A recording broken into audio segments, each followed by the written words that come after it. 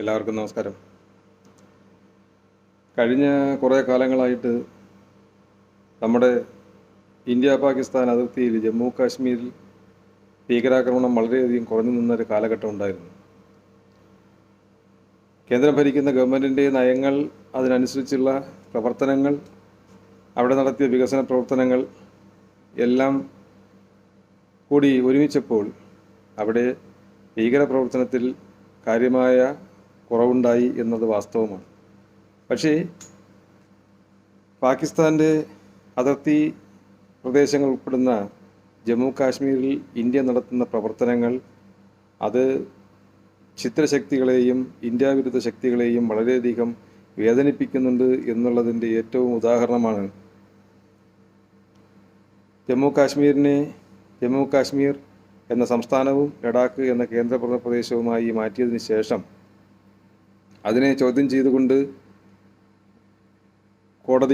Supreme കോടതിയിൽ സമർപ്പിച്ച ഹർജികൾ, ആ ഹർജികളിൽ തീർപ്പ് കൽപ്പിച്ചുകൊണ്ട് സുപ്രീം കോടതി പുറപ്പെടുവിച്ച വിധിന്യായ പ്രകാരം ഇന്ത്യ ഗവൺമെൻറ്റിൻ്റെ തീരുമാനം ആർട്ടിക്കിൾ 370 എടുത്ത് കളഞ്ഞതും അതിനെ ലഡാക്കിനെ കേന്ദ്രഭരണ പ്രദേശമാക്കി മാറ്റിയതും ജമ്മു കാശ്മീരിനെ സംസ്ഥാനമാക്കി മാറ്റിയതും എല്ലാം ആ പ്രദേശത്തെ ജനങ്ങളുടെ വികസനത്തിനും അവരെ നേരായ വഴിയിലേക്ക് നയിക്കുന്നതിനും ഇന്ത്യയുടെ അതിർത്തിയെ സംരക്ഷിക്കുന്നതിനും വേണ്ടിയുള്ള ഒരു ഊർജിതമായ ശ്രമമായി ബഹുമാനപ്പെട്ട സുപ്രീം കോടതി വിലയിരുത്തി.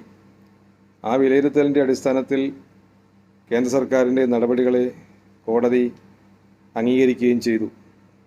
പക്ഷേ അത് അംഗീകരിക്കാൻ ലഷ്കർ ഇ തൊയ്ബ പോലുള്ള തീവ്രവാദ സംഘടനകളും പാകിസ്ഥാൻ കേന്ദ്രീകരിച്ച് പ്രവർത്തിക്കുന്ന ഇന്ത്യ വിരുദ്ധ ശക്തികളും ഇന്ത്യക്കകത്ത് തന്നെ പ്രവർത്തിക്കുന്ന ഇന്ത്യ വിരുദ്ധ ശക്തികളും ഇനിയും തയ്യാറായിട്ടില്ല എന്നതിൻ്റെ ഏറ്റവും വലിയ ഉദാഹരണമാണ് കഴിഞ്ഞ 2 മാസക്കാലമായി രജൗരി, പൂഞ്ച് മേഖലയിൽ നടത്തുന്ന ആക്രമണങ്ങൾ. ആ ആക്രമണങ്ങളെ സംബന്ധിച്ചിടത്തോളം കഴിഞ്ഞ 2 മാസത്തിനുള്ളിൽ നടന്ന ആക്രമണങ്ങളിൽ നമ്മുടെ സൈനികർക്കും സൈനിക വാഹനങ്ങൾക്കും അടക്കം വളരെയധികം നാശനഷ്ടങ്ങൾ സംഭവിക്കുകയുണ്ടായി. കഴിഞ്ഞ 2 വർഷത്തിനുള്ളിൽ നടന്ന ആക്രമണങ്ങളിൽ മാത്രം കൊല്ലപ്പെട്ടത് ഏതാണ്ട് 2 ഡസനോളം ആക്രമണങ്ങളിൽ കൊല്ലപ്പെട്ട ആളുകൾ ഏതാണ്ട് 35ഓളം സൈനികരാണ് ഈ ആക്രമണങ്ങളിൽ കൊല്ലപ്പെട്ടത്. അതിൽ ഓഫീസർ റാങ്കിൽപ്പെട്ട ആളുകൾ ഏതാണ്ട് 10-1 ആളുകൾ ഓഫീസർ റാങ്കിലുള്ള ആളുകളാണ്. ഏതാണ്ട് 3 ഓഫീസർമാർ വീരമൃത്യു വരിക്കുന്ന ഒരു സാഹചര്യം സൃഷ്ടിക്കപ്പെട്ടിട്ടുണ്ട്. അപ്പോൾ നമ്മളെ സംബന്ധിച്ചിടത്തോളം ഈ കഴിഞ്ഞ ദിവസത്തെ അപകടം അല്ലെങ്കിൽ തീവ്രവാദി ആക്രമണത്തിൽ കൊല്ലപ്പെട്ട സൈനികരുടെ എണ്ണം തന്നെ ഏതാണ്ട് 5 സൈനികരാണ് വീരമൃത്യു വരിച്ചത്.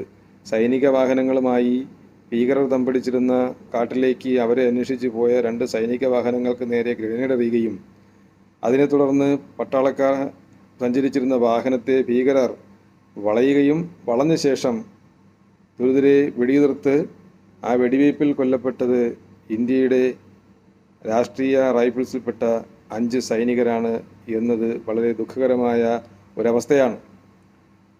ആ സൈനികരുടെ കൊലപാതകത്തിന് ഇടയാക്കിയ സംഭവത്തിൽ ആ മേഖലയിലെ ഭീകരരുടെ താവളങ്ങൾ കണ്ടുപിടിക്കുന്നതിന് വേണ്ടി സൈന്യം നടത്തിയ അന്വേഷണത്തിൽ പ്രദേശവാസികൾക്ക് കൂടി ബന്ധമുള്ളതായിട്ടുള്ള വാർത്തകൾ പുറത്തു വന്നിരുന്നു.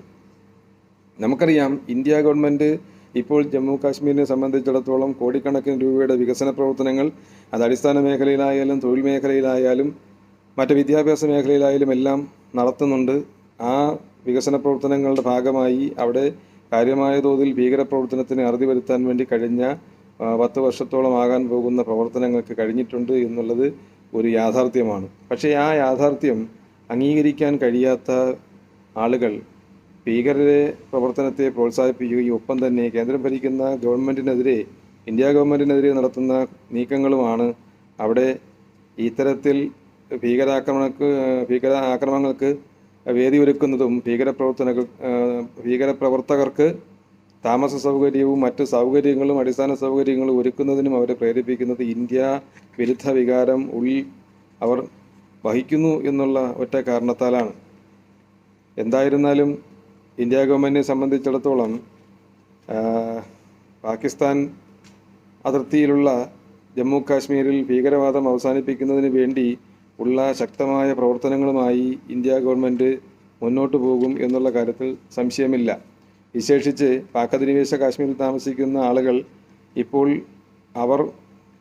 അവിടെ പ്രക്ഷോഭങ്ങളും മുറവിളികളും ആരംഭിച്ചിട്ടുണ്ട്. അതായത് ഇന്ത്യ അധിനിവേശ ജമ്മു കാശ്മീർ അല്ലെങ്കിൽ ജമ്മു കാശ്മീരിൽ ഇന്ത്യയുടെ പരമാധികാരത്തിന് കീഴിലുള്ള ജമ്മു കാശ്മീരിൽ നടത്തുന്ന വികസന പ്രവർത്തനങ്ങൾ, അവിടെ നടത്തുന്ന ടൂറിസം മേഖലയുമായി ബന്ധപ്പെട്ടുള്ള പ്രവർത്തനങ്ങൾ, തൊഴിലവസരങ്ങളെല്ലാം ഇന്ത്യ ഗവൺമെൻറ്റിൻ്റെ ഭാഗമായി ഇന്ത്യയുടെ പരമാധികാരം അംഗീകരിച്ചുകൊണ്ട് താമസിക്കുന്ന ജമ്മു കാശ്മീരിലെ ജനങ്ങൾക്ക് വളരെയധികം സുരക്ഷിതത്വവും താമസ സൗകര്യവും ഒപ്പം തന്നെ ജീവിത സൗകര്യങ്ങളും ഉറപ്പു നൽകുമ്പോൾ പാക് അധിനിവേശ കാശ്മീരിൽ ജീവിക്കുന്ന ആളുകൾക്ക് തീവ്രവാദികളുടെ നിർദ്ദേശങ്ങൾക്കനുസരിച്ച് ചലിക്കുന്ന പാവകളായി ജീവിക്കേണ്ടി വരുന്ന സാഹചര്യവും അവരുടെ കുടുംബങ്ങൾ ഭീകരവാദികൾക്ക് താവളമൊരുക്കുന്നതിലേക്ക് അധപ്പതിക്കുന്ന ഒരു സാഹചര്യവും നിലവിലുണ്ട് എന്നുള്ളത് കൊണ്ട് തന്നെ ഇവിടെ ഭീകരപ്രവർത്തനത്തിനെതിരെ സ്വീകരിക്കുന്ന ശക്തമായ നിലപാട് ഇന്ത്യ വരും ദിവസങ്ങളിലും അത് ആവർത്തിക്കണമെന്നും ഒപ്പം തന്നെ രജൌരി പൂഞ്ച് മേഖലയിലും